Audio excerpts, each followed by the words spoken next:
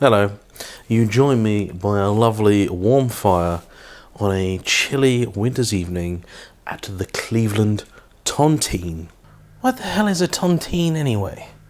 Well, a tontine is a very old-fashioned way of raising money for whatever it is that you happen to need it for. It's been used by governments to go to war, to construct various buildings, undertake large projects, all that sort of stuff. It's a rather morbid mechanism which involves a large group of people all putting in a sum of money into one large account, the tontine. And each person that's put money in will draw a sum out on a regular basis. They never get the full amount back, but as the other people that have put money in die off, the sum is then shared out between the rest of them. So the idea is that if you manage to outlive everybody else, you'll make quite a bit of money from it. And the people that took the original investment have managed to make whatever it is that they were making. This particular place was built using such a method in 1804. It's nestled on the edge of the North York Moors and is directly adjacent to the A19 on the way out to Middlesbrough. Of course, the A19 wasn't here when it was constructed. It was a coaching inn, a real, proper, old-school coaching inn. Place to rest your weary head, get some food, drink, and of course, feed your horse. It had a bit of a storied history, really. When the railway appeared, of course, the need for places like this quickly dwindled. It turned into a private residence for a little bit before being resurrected as a restaurant sometime in the 20th century.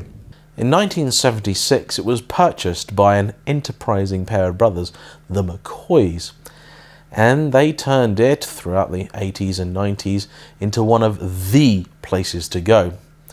Once upon a time, downstairs, there was a Michelin star restaurant.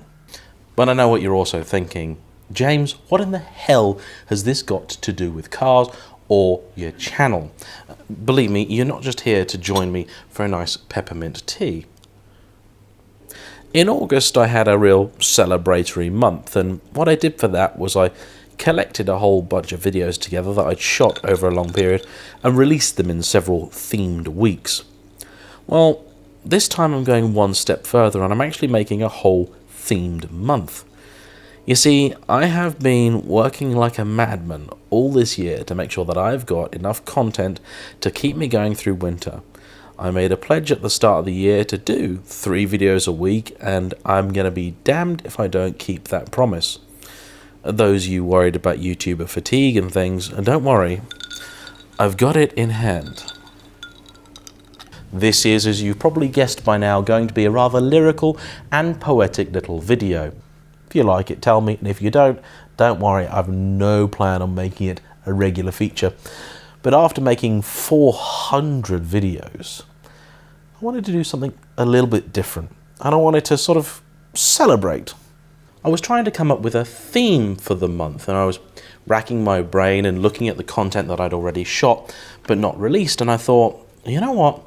I could definitely make a British car month.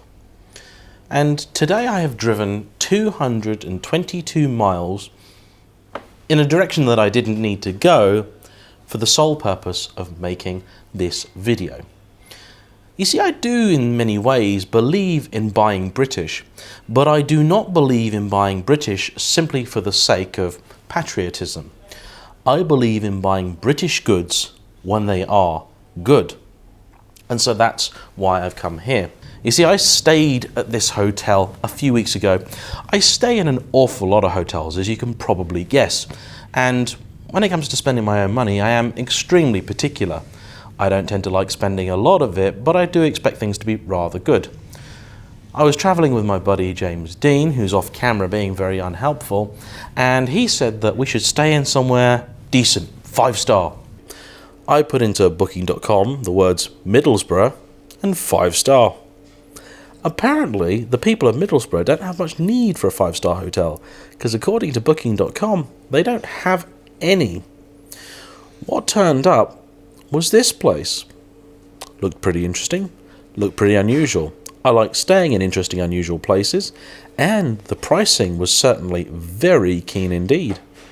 So we booked a room, came up, visited, decided to eat here, and had an absolutely fantastic time. But something was a bit odd. The place was dead. I mean, DED, dead. We couldn't work it out. Now, I have a few beliefs, one of which is only buying British when you're buying quality, and another is to always judge people only by your experiences, and, where possible and relevant, to give people a second chance. This place that we're in has an amazing and storied history.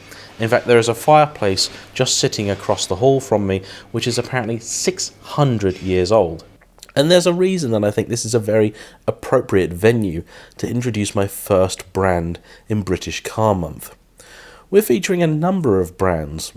3 of them you've never seen on the channel before. I'm very excited about that. But we're starting with a more familiar brand, one with a very storied history. We're going to start with Jaguar. I did actually have some communication with Jaguar UK, which is essentially Jaguar HQ, a few years ago. When the channel was relatively fresh and new, I was doing a lot of Lotus content and a lot of Lotus versus videos. And I frequently got requests for me to do a Lotus versus F-Type video. As I didn't know anybody with an F-Type, I thought the only way I'm ever going to get one is if I can get one from Jaguar. And so I went to them and asked if I could have one, to which they said, no, you're not big enough. That's fine. That's absolutely fine. I had only a few thousand subscribers at the time, and I'm pretty sure they get a lot of requests. The F-Type was a very hot car back then. The Coupe was something relatively recently released, and so I understood. I said, thank you for applying, because, you know, a lot of companies don't when you email them. And I said to them, look, just to help me out here, how big do I need to be before I come and pester you again?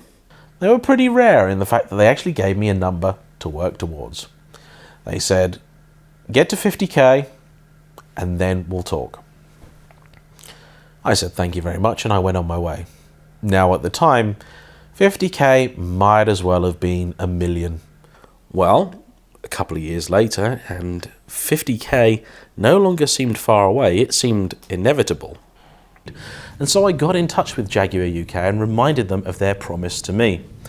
And true to their word, they came back and said, yeah, sure, we'll work with you. What do you want? I've got 2 cars coming from Jaguar UK, which I'm combining with hopefully 3 cars from viewers, and I'm using that to form this Jaguar Week, because I do believe in second chances, and I do believe that this place, the Cleveland Tontine, certainly deserves one, in very much the same way that I think Jaguar deserve a second chance. I need to go and experience the brand properly for myself and find out once and for all if I'm a Jag man.